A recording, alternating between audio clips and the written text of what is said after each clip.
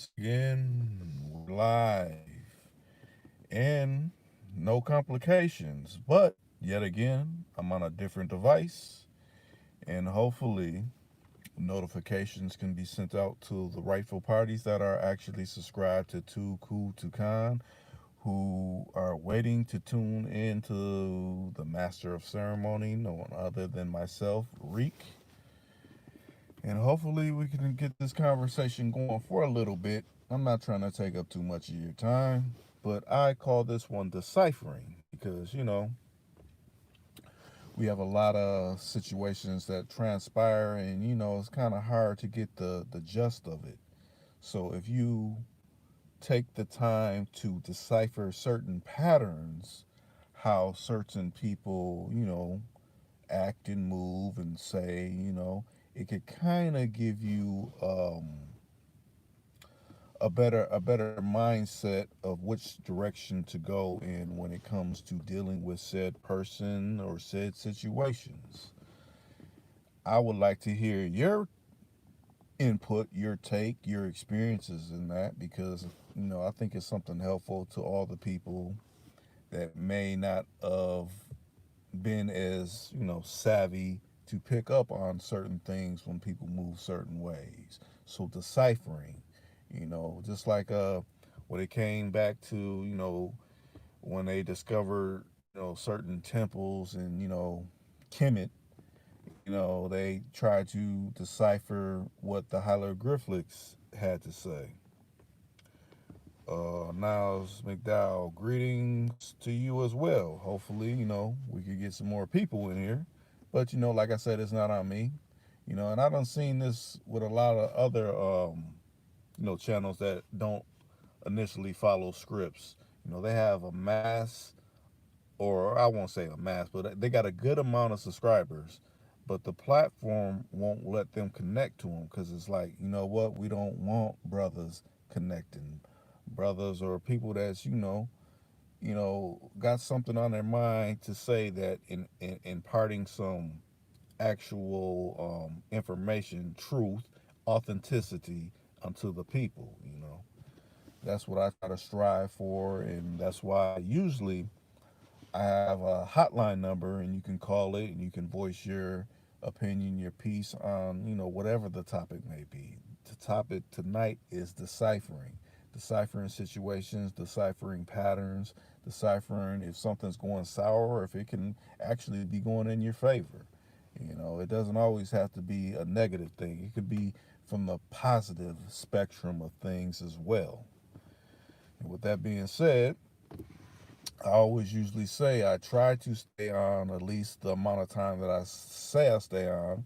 If we don't get any dialogue sparked within the chat, because that's what my channel is actually set up on. I've been trying to get better with coming on every night to try to get the people that actually were tuning in when I was holding I won't even say political court, holding essentially like a town meeting with the people, regulars, newbies, and people that just happen to stumble upon my particular channel. And I'll say this to those that listen and rock with me. I done divulged it to, a person that you know is subscribed to my channel, but I'll say it in this type of manner. I'm hopefully setting up an interview that I think I can add some credence to.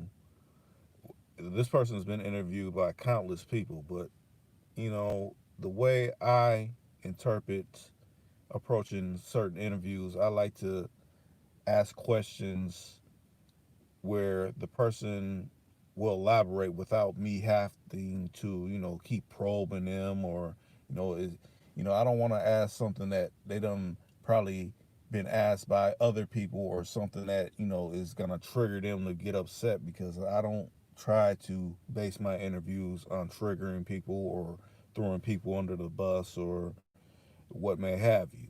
I try to have a good dialogue, a good conversation that transpires where it's like, you know what, I kind of I could took something away from them conversing. It actually, helped me unlearn some things that I thought and held to be true, or it can actually be like, you know what, this is gonna make me do my research, do my homework, get on my business that I need to get on to make a change within my life.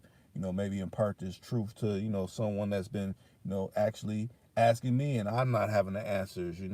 I could direct them to this particular podcast interview about whatever the subject may lead into.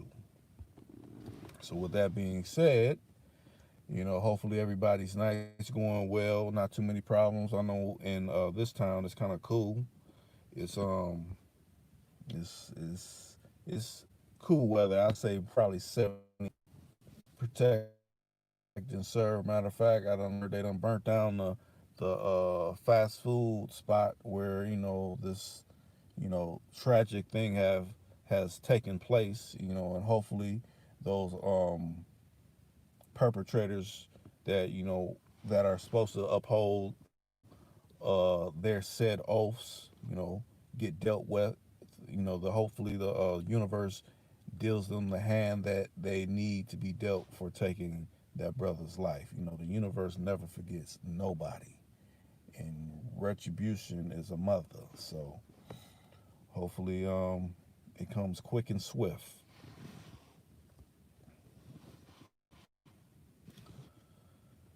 But as far as that goes, you know, since these curfews done been lifted, I wish they, I mean, they done lifted curfews around here at least, but I would hope they will make some of these grocery stores go back to 24 hours. I like shopping when it's nighttime, late nighttime, not in midday where everybody's trying to be in the store. Everybody got to practice distancing, and the lines are extra long running into the back lanes of the store. I don't enjoy that. I'd rather be going in, say, 12, 1 in the morning, grabbing what I could grab, and there ain't a lot of people in there, and it ain't too busy. But, we haven't came to that point yet, at least not within this particular city. So, hopefully that changes for the better. And to everyone that tuned in to the podcast of the Lions Den, hey, I'm glad y'all weighed in with your opinions. I didn't have my device on me. I mean, I was watching, but I didn't have my device that I usually go on and where I'm able to comment on there. So I was just watching in the wings with everybody commenting and responding off of the conversation me and Professor Ken was having. And we got more to come. We got countless things that we could talk about and impart to the people. And as Professor Ken says at the end of all of the Lions Den podcast, hey, go ahead, buy his book. There's so many various ways you can get it, and even if you already have it, buy it for someone that hey, I think you're lacking in this area. I mean, you talk about you like literature and you like reading. I know the libraries is closed. Let me do you a solid and purchase you some literature that can change your life for the better.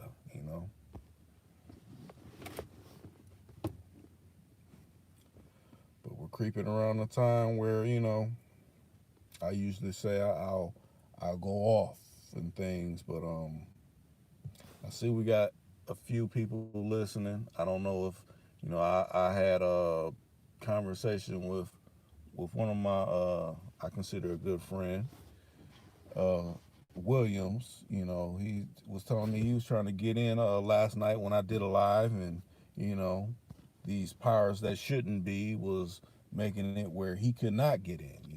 Matter of fact, like I said, I just now was able to delete the two lives that I actually tried to go on where they were basically sending me error messages when we know this is by design, and I could even delete those. So if anybody was to go to my page, you would see, oh, he has a live starting this time and that time. Well, whenever you let's say it like this, whenever you see a King Tut like my motif on the desktop of my page, where it's, King Tut, and it says interview extraordinaire. If you see that for a live, that means they sent it into technical difficulty. Don't even try to click on that. I always upload a thumbnail, and if I don't upload a thumbnail, it'll be totally black. So either black thumbnail, but if you see that King Tut with the Tuku Khan wording and interview extraordinary, that means they threw the monkey wrench in. That's nothing I selected. That's something they pre-select to try to, I guess, essentially try to piss you, the viewer, off. Like, oh, Reek's playing and he's not really going live. No, that's them trying to hinder it. I guess, like I said, the funny style Venetians, that are fecal seekers, you know, got an issue with my channel, so they try to throw the monkey wrench in. That's why I was essentially taking a break from going live on YouTube for that reason, for them not sending out notifications like they do all these other particular channels that ain't really, divulging information with the people. They're just kind of preaching to the people. They want people to preach to the people. That preach off a what should I say, a script versus actual interaction. Now, I know when you send your message in and I read it or try to respond the best way I can, I actually take calls. And when people are like, hey, Rick, I want to call in, I throw up the hotline number. I don't duck calls because I'm not a channel that's set up on, okay, let's have some strife and drama. It's channels out there that do that. I don't do any of that. I try to have a conversation where someone can grow on. Someone may have a question that they figure, well, maybe Reed could help me kind of figure out where I'm coming from, and my particular thought pattern or something like that. It happens from time to time. We all need someone we can converse to and bounce off what we're thinking. So when you actually do go to put it in play, you could kind of have some something to go off of, you know. But essentially, I mean, even though it hasn't been major interaction, deciphering, where a person's coming from, deciphering a situation. Sometimes people even need to decipher, okay, I'm feeling this car. I want to go get this joint.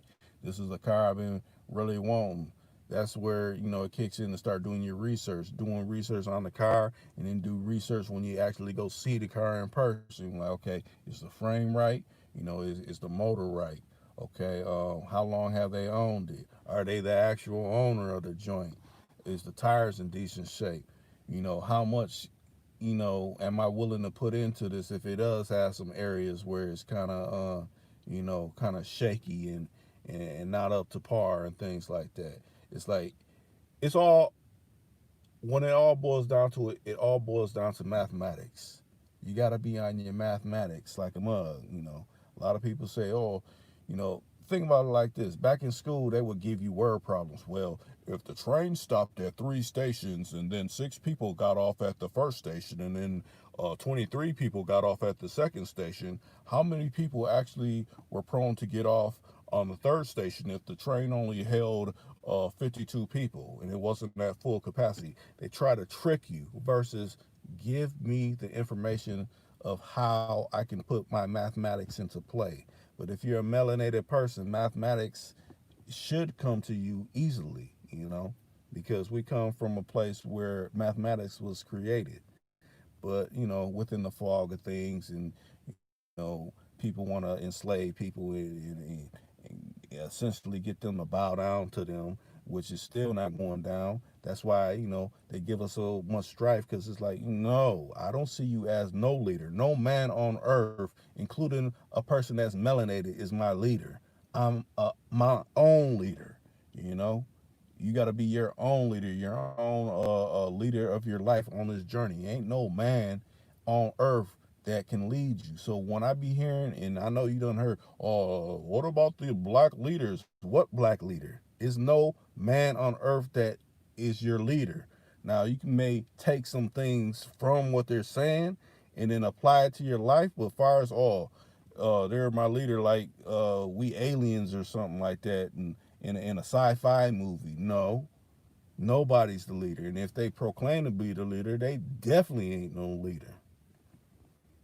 Only the farthest thing I can see being a leader, like, you got a little new life form that you taking care of, a little son or a little daughter, or maybe a niece or a nephew or something like that. You're trying to lead them the best way you can to steer them away from, any areas where they may face issues. Now, in that kind of aspect, yes. But as the people, like, oh, you guys need leaders. You don't never hear, okay, it's an Asian leader, it's a Mexicana leader, it's a Somalian leader. You don't hear that. It's a Caucasian leader. You don't hear anything like that. They don't say that. So why should you, or not you, why should they try to pose that on us and we believe it? Like, okay, this is your leader.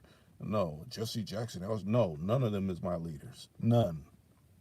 They they they both put one leg in the pants on the side of their bed or standing or however they try to be creative to put their pants on the same way I do. There ain't nothing more greater.